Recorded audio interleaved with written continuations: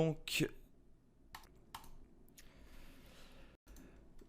bonjour tout le monde. Le but de ce webinaire, c'est pour répondre à certaines questions que vous posez sur Slack. Donc, je dois quand même faire avant toute chose mon petit disclaimer. Donc, tout ce que je vais vous montrer au cours de ce webinaire-là, ça ne représente en aucun cas un conseil en investissement ou alors une technique que vous devez toujours appliquer. Donc, ce qu'il faut savoir, c'est que ce que je vous montre, ça va vous permettre dans votre réflexion et par vous-même, vous prenez vos décisions. Donc, vous allez, si vous voulez, monétiser vos connaissances. Donc, en gros, je ne suis pas en train de vous donner un conseil en investissement, mais juste partager avec vous mon expérience. Donc, voilà, c'est obligé de le faire. Donc, maintenant que c'est fait, vous êtes avertis et sachez que le trading, j'aime bien la petite phrase, sachez que le trading peut faire plus de pertes que votre investissement initial. Mais vu qu'on n'est pas des traders qui font des trucs débiles, eh bien, ça ne vous arrivera pas.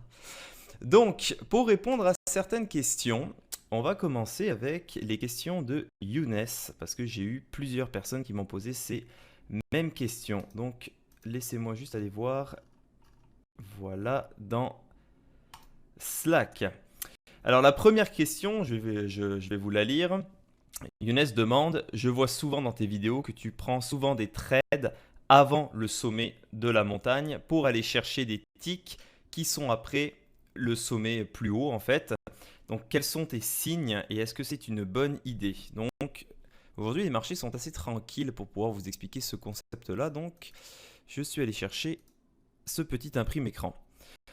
Donc pour l'instant ce qu'on va regarder, la question de Younes, ça va être à quel moment, quand on est par exemple ici, donc dans cette montagne-là, je vais prendre ma décision de trading pour qu'il y ait un breakout d'abord sur le volume profile et par la suite qu'on aille chercher l'autre montagne qu'on a ici.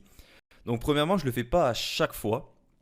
Je vais le faire uniquement quand je vais repérer au milieu de la montagne ce qu'on va appeler un point d'ancrage. Donc dans cet exemple ici, vous voyez ici donc cette montagne, mais vous voyez que le pic de cette montagne ici, où est-ce qu'il y a 80 000 contrats qui ont été échangés à 2365, eh bien ça va être mon point d'ancrage. Ça veut dire que si je vois que le marché monte, bon, dans le cas où est-ce qu'on est en train de voir en ce moment, le marché descend là, mais donc ne vous concentrez pas sur les chiffres au milieu, d'accord? C'est juste pour vous faire voir un point d'ancrage. Donc exemple, je vois que le marché est remonté et qu'il est sur cette zone ici, donc sur 2365. Et je vois que les acheteurs, eh bien, ils protègent cette zone-là et ils vont même se mettre à attaquer les acheteurs un tick plus haut, donc à 2370. Eh bien, ça va être mon point d'ancrage. Ça veut dire que je vais prendre une transaction à ce moment-là, soit à 2365, soit à 2370. Donc, je vais rentrer long parce que je veux que le marché monte. Eh bien, le point d'ancrage, il me sert à quoi? Il me sert que si jamais les acheteurs ne sont pas en moyenne, enfin, ce ne sont pas en moyen, excusez-moi, de défendre ce point ici contre l'attaque des vendeurs et que le marché descend d'un tick, je vais tout de suite sortir de mon trade. Par contre, si ce point il tient ici, eh bien l'information que ça va envoyer, ça va dire les acheteurs, nous, on est là pour défendre à 23,165.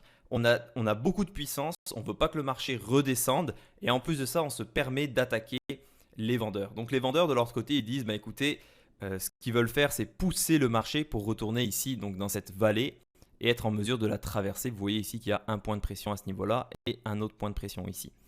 Donc moi, c'est comme ça que je vais me positionner avant un breakout sur le volume profile, donc au milieu de cette montagne-là en fait. Donc j'espère que ça va répondre à ta question, mais on va aller voir une petite vidéo. Au moins ça expliquera un petit peu mieux le point. Donc ça c'est des exemples de trades que je vous avais enregistrés. Et le trade que je voulais te faire voir, oui c'était le premier ici. Donc alors ce trade-là, si tu veux, c'est pas un décalement, on s'en va pas dans une autre montagne en haut. C'est juste pour te faire voir comment je considère un bon point d'ancrage quand on se trouve au milieu de la montagne. Donc, comme vous avez vu dans la formation, de manière générale, eh bien, je ne vais pas recommander aux gens de prendre des trades en plein milieu de la montagne, ou du moins pour les débutants, vous allez plutôt essayer de les jouer les sorties de montagne, donc sur des breakouts, soit à la hausse, soit à la baisse. Donc au milieu, on va chercher notre point d'ancrage. Et en ce moment, c'est quoi? Eh bien, c'est les acheteurs ici qui absorbent complètement tous les contrats des vendeurs.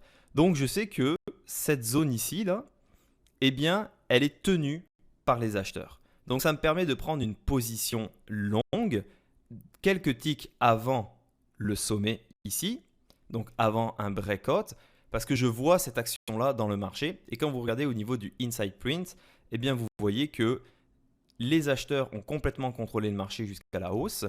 Et vous voyez ici les vendeurs qui se défendent, mais qui sont complètement absorbés par les acheteurs. Donc ça va vraiment définir ma zone ici de points d'ancrage.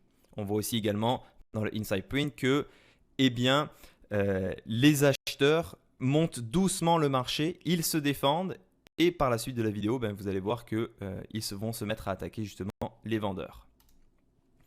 Donc c'est comme ça qu'on va repérer vraiment notre point d'ancrage. Quand on parle aussi du contexte général du marché, eh bien, vous allez voir aussi que les autres bons eh bien, approchent de leur plus haut. On voit ici sur le ZB et vous voyez ici sur le ZF, on va sortir tranquillement de cette petite montagne ici. Donc on voit que les acheteurs absorbent complètement et en plus, ils se mettent à attaquer cette fois de façon beaucoup plus agressive les vendeurs. Donc c'est comme ça que je vais déterminer mon point d'ancrage. La stratégie, c'est la suivante. C'est que si jamais je vois que ces points ici, donc à 25,030 ou 25,035, eh bien, les acheteurs ne sont plus en mesure de contrer l'attaque des vendeurs et que les vendeurs gagnent du terrain, eh bien, je vais sortir justement dans cette zone-là pour minimiser mon risque. Donc là, c'est vraiment ce genre de trade que je recherche. Je vois un point où est-ce qu'il y a de l'absorption, un point d'ancrage, je prends mon trade. Si jamais j'ai un tick contre moi, eh bien, je vais tout de suite sortir de mon trade. Donc l'avantage, c'est que vous risquez très peu. Et avant même d'aller chercher un breakout, eh bien, vous êtes déjà en mesure des fois d'aller gagner 3 ou 4 ticks avant un breakout. Donc ça, c'est le genre de trade que vous pouvez facilement avec le breakout. Donc le breakout, disons que va vous donner 4-5 ticks. Vous prenez 3 ticks avant, c'est un trade qui peut facilement vous rapporter 8 ticks en moyenne. Et c'est surtout un trade qui va être, si vous voulez, pas du tout risqué quand vous trouvez vraiment votre point d'ancrage. Parce que quand vous prenez directement un breakout sur les derniers prix, votre risque va grandir parce que le marché peut se retourner rapidement et vous pouvez perdre facilement 3 ticks. Donc c'est sûr que le breakout, c'est un très bon trade, mais vous augmentez votre risque. Donc avec cette stratégie qu'on voit ici, quand on a évidemment bien défini notre point d'ancrage, il ne faut pas prendre un point aléatoire en disant bon ben JB il m'a dit que si je le prenais au milieu c'est bon, j'attendais que ça marche. Non, c'est vraiment pas ça. Il faut vraiment trouver une zone où le marché, vous voyez qu'il n'ira pas plus bas. Donc c'est vraiment le trade que moi je préfère parce que c'est un trade où on ne prend pas de risque et surtout où le marché peut vous donner des ticks de façon très facile et gratuitement quasiment. Donc désolé à tous, il y a eu un petit problème lors de l'enregistrement. Donc dans le fond, vous n'êtes pas en mesure d'entendre les questions malheureusement que les gens m'ont posées. Donc ce que je vais faire, c'est que eh bien, tout simplement, je vais vous redire la question qui m'a été posée. Par la suite, vous allez pouvoir suivre le webinaire normalement pour pouvoir justement entendre les réponses à ces questions-là. Dans ce cas, la question de Younes était de savoir si j'allais adopter la même stratégie quand on fait du trading de range. Et je lui ai répondu par la suite que non, parce qu'il y avait effectivement deux situations qui étaient différentes. Oui, parce que là, en fait, je pense que ta question est légitime, mais je pense que tu confonds en fait deux situations. La première situation, ce que je suis en train de te faire voir, c'est que quand on voit qu'il y a un momentum et qu'on va justement casser, faire un breakout sur le volume profile et qu'on va justement sortir de la montagne pour aller dans cette vallée-là, ça c'est une chose, c'est un type de trade. Mais quand on fait du trading de range, eh ben, on sait que la configuration et le comportement du marché, lui, va être différent. Donc quand on fait du trading de range, eh bien, on sait que le marché, si tu regardes sur mon écran, il va commencer à, je vais prendre des positions à 25,010 par exemple, le marché va monter et je sais que en haut du range ici, eh bien, les gens vont se débarrasser de leur position. Donc les acheteurs se débarrassent de leur position, les vendeurs initient une position short et le marché va redescendre. Donc dans un range, on fait vraiment haut, bas. Donc c'est un contexte qui est complètement différent. Donc c'est sûr que quand on fait du trading de range, par exemple, moi je ne prendrai jamais une position à ce niveau-là. Tu n'achètes pas dans quasiment les plus hauts quand tu es dans une journée de range parce que ton risque il va être énorme. Tu vas attendre peut-être qu'il y ait un breakout alors que le contexte de la journée te dit qu'on va ranger. Donc du coup, tu vois ton risque, si tu aurais acheté ici à 25,035, ton risque c'est tout ça. Donc dans un contexte de range, à ce moment-là, non, on prend pas ce genre de trade de toute façon. Donc tu vois, c'est vraiment deux contextes, deux marchés qui sont complètement différents. Dans ce cas, la question de Younes, c'était de savoir comment on va être en mesure d'identifier une journée où est-ce que le marché va faire du range, donc il va vraiment aller du haut de la montagne au bas de la montagne et puis il va faire des allers-retours comme ça, comparé à des journées où est-ce qu'on va rechercher des breakouts sur le volume profile. Non, pas du tout, parce que la stratégie je comprends tout à fait ta question, hein. Dans ta stratégie de range, si tu veux, la seule stratégie qui est viable, quand je dis viable, c'est dans le sens, premièrement, tu dois protéger ton capital, eh bien, c'est d'aller chercher, de rentrer dans des trades qui n'ont pas de risque du tout, tu vois.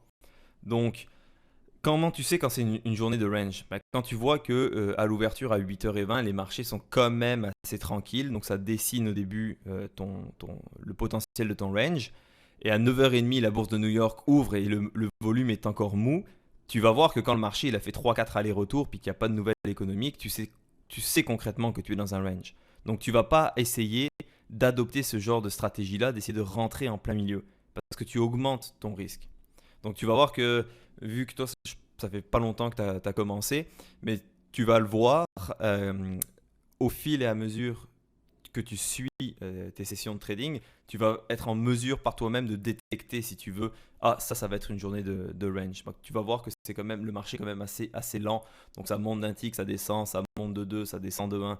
Donc c'est vraiment deux stratégies complètement différentes. Dans cette question, on me demandait comment on va identifier réellement les zones où est-ce qu'il y a vraiment de l'absorption. Donc là, en fait, la question est sur le backticking et l'absorption. Donc ce qu'il faut comprendre, c'est que l'absorption, eh bien, c'est pas à chaque fois que vous avez des transactions ici dans le carnet, dans le inside print, que vous avez de l'absorption, d'accord? L'absorption, c'est vraiment un point, comme on a vu par exemple ici. Vous voyez que les vendeurs ont les acheteurs pour 6000 contrats et le marché n'a absolument pas bougé. Donc ça, c'est concrètement de l'absorption. Donc on repère d'abord l'absorption et par la suite le backticking. Et ce que ça va nous faire, c'est que ça va nous indiquer que le mouvement du marché est donc terminé. Donc quand on va chercher, donc là c'est le trade qui continue, donc vous voyez finalement, eh bien il y a ce breakout là. Bien vous allez voir, là ça a été mon signal justement pour sortir, parce que cette fois, vous avez vu que les vendeurs, eux, eh bien, ont complètement absorbé l'attaque des acheteurs, qui est maintenant à 5000. Et en plus de ça, les vendeurs, eux, se mettent à attaquer les acheteurs. Donc quand il y a ce comportement-là, les vendeurs, ils bloquent et ils attaquent. Ça vous montre une volonté de faire en sorte que le marché s'arrête et reparte dans l'autre sens. D'accord? Donc le backticking, vous voyez, c'est ça. C'est de l'absorption en continu, le marché redescend. Et dans ce genre de cas ici, eh bien, vous ne devez absolument pas prendre un trade long. Même si vous voyez ici 8000, vous dites, bon, bah, à ce moment-là, les acheteurs ont encore de la puissance. Moi, je vous le déconseillerais vraiment, surtout aux nouveaux. La raison est simple, c'est que si vous achetez sur ces niveaux-là, eh bien, regardez tout le risque que vous avez comparé à ce que potentiellement une continuation de breakout peut vous donner. Donc, on va vraiment faire attention sur le backticking et l'absorption sur les plus hauts comme ça, surtout quand vous êtes débutant. Est-ce que Younes, tu avais d'autres questions par rapport à ça? La question suivante est de savoir pourquoi il y a de l'absorption des fois au prix des acheteurs, mais également au prix des vendeurs au même moment. Donc, comment on va essayer de faire la différence et de voir qui gagne la bataille? Ok. Ben, dans le fond, en fait, dans le cas qu'on est en train de regarder ici, tu as de l'absorption des acheteurs et des vendeurs. Pourquoi? Parce que on est ici sur une zone qui est très très importante. Donc les deux camps vont essayer de se battre. Et quand tu te rappelles la vidéo l'armée rouge et l'armée bleue, là, eh bien c'est vraiment ce concept-là. En ce moment, ils sont en train de se faire la guerre et celui qui a plus de force va remporter la bataille. Donc, ce qui se passe, c'est que quand on arrive sur ces zones-là, oublie pas qu'il y a donc les vendeurs, eux, qui se mettent à attaquer les acheteurs pour initier une position short, parce qu'ils veulent que le marché redescende. Mais tu as aussi les mecs qui ont acheté des contrats sur ces niveaux-là, qui maintenant vont se mettre à se débarrasser de leur position.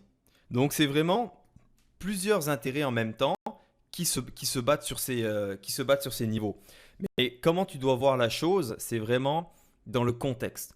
Qu'est-ce qui s'est passé? Le marché, il est monté, il a cassé, il a fait un breakout, et maintenant, on s'arrête. Donc, tu sais que en ce moment, ça va être plus facile pour les vendeurs de faire redescendre le marché que de les acheteurs de les faire continuer. Pourquoi? Parce que les mecs qui ont acheté dans ces zones-là, ils se sont débarrassés de leur contrat et maintenant ils joignent l'équipe rouge, si tu veux, donc l'équipe des vendeurs, pour faire redescendre le marché.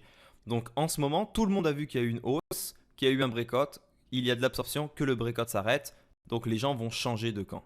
Donc c'est un petit peu, je ne sais pas si tu te souviens dans la formation, tu dois toujours répondre à la question suivante. En ce moment, qui a intérêt à faire quoi? Donc c'est tout le monde a le même signal, il y a l'absorption. Eh bien, les mecs qui étaient acheteurs pendant toute la montée passent du côté vendeur. Pourquoi? Parce que ça va être beaucoup plus facile pour eux de faire de l'argent en joignant l'équipe rouge que en essayant de continuer à faire monter le marché et augmenter leur risque. Parce que s'ils rentrent dans des positions ici, eh bien leur risque, tu vois, c'est tout ça. Tandis que s'ils joignent l'équipe des rouges, eh bien leur profit, ça devient tout ça. Et leur risque, c'est si jamais ici, les vendeurs n'arrivent pas, si tu veux, à défendre cette position, ils vont sortir tout de suite, ils vont maximum perdre un tick. Donc, c'est vraiment comme ça qu'il faut voir, il faut voir, si tu veux, la psychologie des mecs en face qui ont plus de fric. Eux aussi, ils veulent limiter leur risque puis faire du pognon. Donc, à ce moment-là, ils changent d'équipe. Je ne sais pas si ça répond plus à ta question. Ouais, parfait. Est-ce que, du coup, tu as d'autres questions aussi par la suite? Dans Slack, ouais, j'ai vu aussi, il y a une question. Tu me dis, après l'ouverture du marché, est-ce qu'on doit être patient quand les marchés, attendre que les marchés en fait tracent les supports et les résistances, ou si en gros on peut commencer à trader tout de suite. Alors ce qu'il faut savoir, c'est que à 8h20, pendant 4 minutes, et à 9h30 pendant 4 minutes, donc de 9h30 à 9h34, il y a ce qu'on appelle les basket orders. Donc les basket orders, c'est quoi? Eh bien, c'est tous les clients particuliers ou les grandes institutions qui, pendant la nuit, ont passé des ordres d'achat ou de vente à leur broker. Et donc, du coup, le broker, lui, avant l'ouverture du marché, il va rentrer tous les ordres de ses clients. Donc, lui, il veut acheter tant de contrats, tant de trucs, un ordre marché, un ordre limite à tel prix et tout ça. Donc, à l'ouverture, ce sont pendant 4 minutes les ordres électroniques. Donc, tu vas voir le marché qui va partir d'un côté, partir de l'autre, partir d'un côté. Et tu peux pas vraiment le lire parce que c'est vraiment tous les ordres qui sont échangés de façon électronique et de façon très intense. Donc, de règle générale, oui, tu attends au moins 5 minutes avant de commencer à pouvoir trader. À savoir si on doit attendre que le marché fait un support ou une résistance. Non, pas vraiment. Pourquoi? Parce que le marché il va souvent se comporter avec ce qu'on appelle le volume overnight. Donc pendant la nuit, tu vois que le marché reste ouvert. Donc du coup, si on va chercher cette image-là, par exemple, là, imagine qu'on est à 8h20 et tout ce que tu vois ici, c'est le volume overnight. Parce que les marchés, si tu veux, il y a des heures de marché, mais pendant la nuit, ils travaillent encore. Donc il ne se passe absolument pas grand-chose et c'est très risqué. Donc par exemple, ça je te l'explique si je me souviens bien dans la vidéo qui s'appelle Price Action. Donc pendant la nuit, eh bien, le marché dans le volume profile aura déjà dessiné des zones de support et de résistance. Et par expérience, je peux te dire que ces zones de support et résistance-là sont assez fidèles à ce qui va se passer dans la journée. Donc, quand tu regardes également la vidéo préparation de session de trading, tu vois qu'on va placer donc tes supports 1, 2, 3, puis tes résistances 1, 2, 3. Eh bien, tu vas te servir justement de de ces supports-là que tu auras regardé en préparant ta session de trading avec le volume overnight et tu vas voir que ça va pas mal correspondre un petit peu aux mêmes zones. Donc, c'est pas parce que il va être par exemple 8h40 et tu vois que là on va pouvoir faire un breakout sur le volume profile de te dire bon bah je vais attendre pour voir vraiment que le marché se stabilise. Non, tu vas capitaliser justement sur cette occasion-là. Parce que les gros traders, les grandes institutions, eux, ils font exactement la même chose. Ils vont se servir vraiment du volume profile qui ont été fait pendant le overnight. Et en règle générale, les grandes banques et les gros traders, eh bien eux vont des fois se débarrasser de contrats justement en overnight. Donc ils savent déjà un petit peu c'est quoi les zones qui vont être travaillées pendant la journée. Est-ce que ça te va? La question suivante va être de savoir comment on va être en mesure de savoir si le volume overnight a créé des supports et des résistances crédibles. Mais ça va vraiment dépendre premièrement aussi des sessions d'avant. Tu vois, si on est mercredi ou qu'on est jeudi, tu vas déjà comprendre comment le marché s'est comporté le lundi, mardi, mercredi, tu vois. Donc ça va déjà te donner une certaine idée.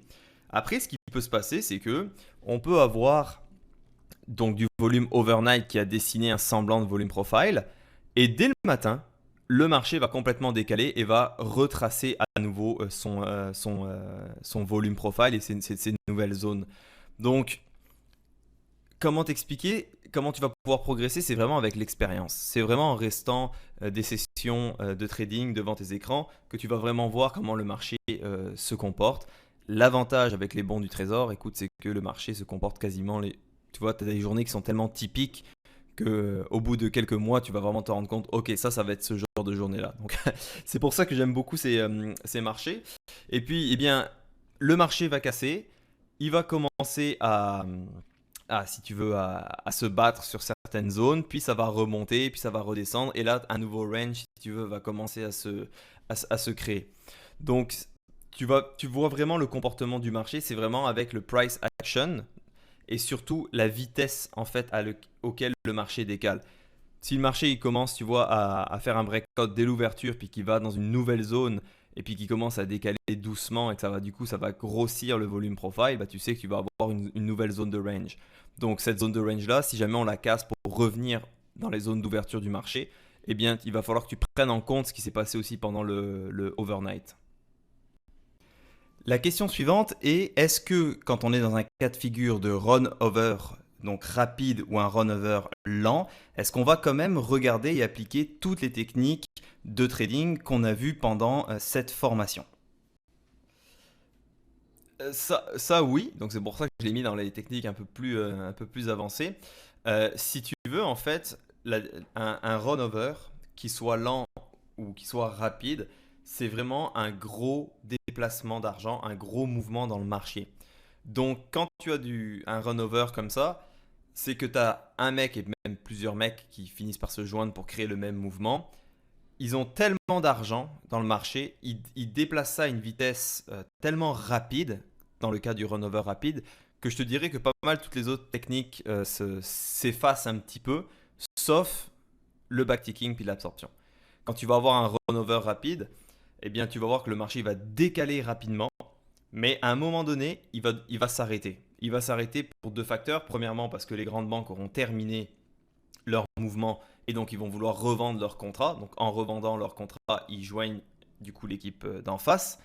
Et tu vas voir du coup cette absorption et le backticking qui va continuer parce que justement le marché va vouloir s'arrêter et repartir dans l'autre sens. Donc la seule vraiment technique qui va s'appliquer, c'est le backticking et l'absorption. Après, c'est sûr que les autres techniques, par exemple comme un breakout ou comme des points de pression, eh bien oui, ça va s'appliquer, si tu veux, ça va aider dans le mouvement. Parce que le mouvement va être parti et certaines personnes vont voir que eh bien, le mouvement est parti, on s'en va faire un breakout. Eh bien, il y en a qui vont aussi joindre pour le breakout. Donc ça va plus aider le mouvement dans ce cas de figure. Mais ce qu'il faut vraiment retenir, c'est que c'est de l'argent qui est balancé très très rapidement. Ou quand c'est un run-over qui va être lent, eh bien à ce moment-là, ça va arriver en général proche des zones qui s'appellent les rollovers. Donc les rollovers, c'est tous les 3 mois, le contrat futur, eh bien, il va changer. Donc, il y a des banques qui possèdent des milliers et des milliers de contrats. Eh bien, eux, ce qu'ils vont faire, c'est qu'ils vont se débarrasser des positions graduellement comme ça dans le marché. Donc, ça, tu sais que eux ont décidé de faire baisser le marché. Tu fais simplement les suivre. Maintenant que j'y suis, ça va peut-être pas forcément s'appliquer tout de suite pour les niveaux 1. Certaines personnes m'ont dit, tu trades avec le S&P 500, est-ce que tu rajoutes d'autres indices pour pouvoir les suivre? Alors la réponse c'est oui.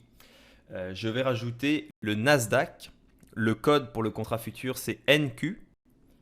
Je vais rajouter aussi le Dow Jones, son code pour le contrat futur c'est YM. Et je vais rajouter aussi le euro USD. Donc pourquoi? Eh bien, premièrement, je ne les trade pas, parce que c'est des marchés qui sont très volatiles, puis vous savez que j'ai horreur de la volatilité. Deuxièmement, je vais m'en servir parce que ça va m'aider comme indicateur, comme ce qu'on appelle, si vous voulez, les corrélations inverses. Donc on se souvient par exemple que les, euh, le S&P 500, quand il y a une corrélation inverse, ça veut dire que quand il va se mettre à descendre, eh bien, les bons du trésor, eux, vont se mettre à monter. Eh bien, ça va être la même chose, si vous voulez, avec le Nasdaq et le Dow Jones. Donc, ça vous permet d'avoir, si vous voulez, cet indicateur-là, des fois, quelques jours, donc pas tous les jours, bien sûr, un petit peu en avance. Donc, des fois, vous avez l'euro USD qui va se mettre à faire un breakout à la baisse. Et parce que l'euro USD a fait un breakout à la baisse, eh bien, vous allez avoir le Nasdaq qui va partir, le Dow Jones qui va partir et le S&P qui va suivre un petit peu. Et quand le S&P va suivre, vous savez que les bons vont réagir. Donc si vous voulez, ça vous permet d'avoir des signaux qui vont être un petit peu plus en avance. Ne vous inquiétez pas, je vous prépare justement une vidéo sur les corrélations de marché un petit peu plus poussées. Étant donné qu'on est dans le mois d'août, en ce moment, c'est un petit peu difficile à vous trouver des exemples parfaits, mais je travaille sur cette vidéo. Donc si jamais vous voulez par vous-même au moins mettre ça sur un autre écran, d'accord?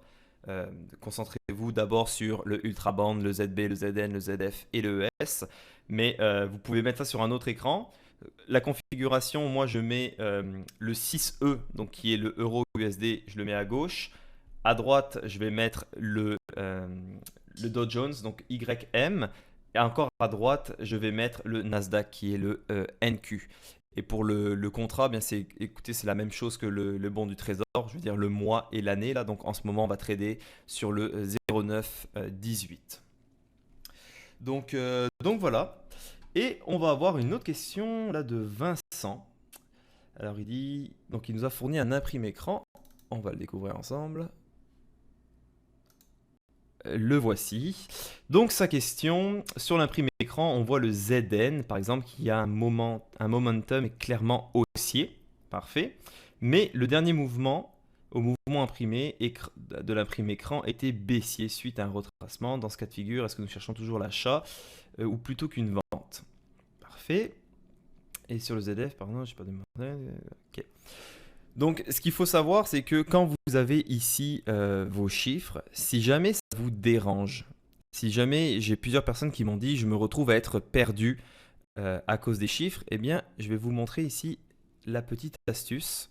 Si jamais vous avez par exemple eu un mouvement haussier et que maintenant vous voulez effacer un peu les chiffres, eh bien, vous voyez le petit balai rouge là, vous cliquez dessus et ça va réinitialiser ici du coup votre colonne dans le milieu. Donc ça va vous permettre un petit peu de moins être perdu pour les nouveaux.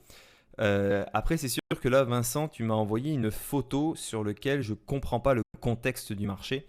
Donc ça va être un petit peu plus difficile pour moi de te dire si tu aurais dû acheter ou si tu aurais dû vendre. Donc je pense que si jamais tu te retrouves un petit peu perdu dans ce genre de situation, eh bien, tu vois que le marché a descendu.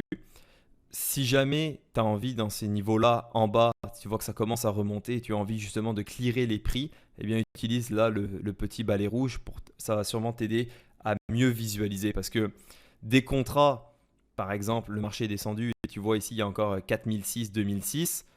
Ça n'a plus d'importance et c'est surtout maintenant hors contexte. Et ce que tu vas voir ici, bah, tu vas le retrouver de toute façon dans le volume profile. Donc si ça te mélange d'avoir tous ces chiffres, reset vraiment ici avec le balai. Donc ça va être ça pour ta question. J'espère que j'y ai répondu. Younes, est-ce que tu avais d'autres questions ou est-ce que quelqu'un d'autre avait d'autres questions pour moi dans l'immédiat ou du moins sur Slack?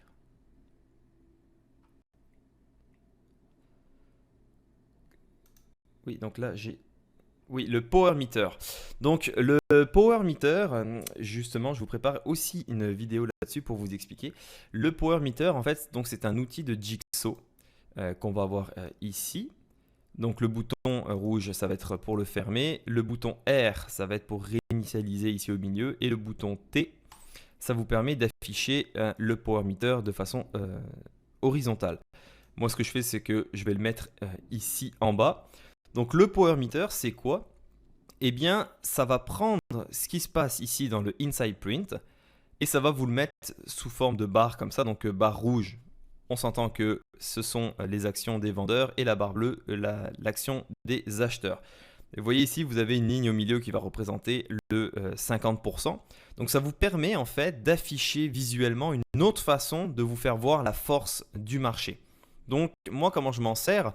Eh bien, à chaque fois que je vais rentrer dans un trade, je vais toujours le reset. Pourquoi? Parce que, exemple, j'ai décidé de prendre un trade short. Ce que je veux voir, c'est de plus en plus de rouge. Donc, plus il va y avoir du rouge qui va écraser le bleu, plus ça va me conforter dans ma décision de rester dans mon trade short. Et quand je vais voir d'abord des signaux au niveau du bid, du ask et dans le inside print qui vont me dire tu dois sortir de ton trade, eh bien en deuxième regard, je vais regarder ici le power meter. Et si je vois de plus en plus de bleus qui commencent à écraser les rouges, comme par exemple on a ici, vous voyez que de plus en plus il y a de bleus et qu'en plus de ça j'ai mes signaux au bid, au ask et une side print qui me dit de sortir de mon trade, eh bien ça va être une autre confirmation. Donc ça vous permet vraiment de mesurer la puissance qu'il y a à l'instant T. Donc je vous conseille de le réinitialiser souvent. En fait, tout simplement pour voir à l'instant T quelle est la force. Parce que si vous rentrez dans un trade mais que vous avez gardé le power meter pendant toute la session, vous allez avoir des chiffres 140 000, puis ça vaudra absolument plus rien. Donc vous en servez vraiment de façon périodique. À savoir, le power meter, ce n'est pas tout, d'accord? Vous n'allez pas vous servir de ça pour uniquement prendre des décisions de trading. C'est juste un indicateur qui peut vous aider dans certaines situations. Donc, je vais vous faire une vidéo au courant de la semaine de toute façon où est-ce qu'on verra beaucoup plus en profondeur et on regardera également des exemples de trades avec le Power Meter. Mais d'abord, avant tout, concentrez-vous à bien comprendre le bid, le ask, le inside print avec les stratégies au volume profile et par la suite, on va rajouter le Power Meter. Est-ce que c'est bon pour vous? Ok. Parfait. Donc, ça va être tout pour aujourd'hui par rapport aux questions que j'ai reçues. Parce que, évidemment, beaucoup de gens sont en vacances. Donc, c'est un petit webinaire. D'habitude, on est aux alentours de 1 heure, 1 heure et demie. Je vais en faire un bientôt, dans les 2 prochaines semaines, justement, pour préparer les gens au mois de septembre et pour essayer aussi d'accumuler beaucoup plus de questions et on va pouvoir regarder tout ça ensemble. Donc c'est sûr que en ce moment les marchés sont tranquilles. Donc c'est pour ça que c'est un petit peu plus lent dans ces temps-ci. Mais vous allez voir qu'en septembre, on va vraiment avoir des beaux trades, des beaux mois. Et là, on va pouvoir discuter beaucoup plus longtemps. Parce que vous voyez, la session d'aujourd'hui, ben, on s'embête un petit peu. Donc avant de vous laisser, est-ce que quelqu'un d'autre aurait peut-être une dernière question? Allez-y, ça me fera plaisir. Non. Bon. Eh bien voilà. Ben, je vais mettre fin au webinaire et puis si jamais vous avez des questions par rapport au webinaire, ben, envoyez-moi un email ou plutôt sur Slack. Donc merci à tous et on se revoit très bientôt pour le prochain webinaire.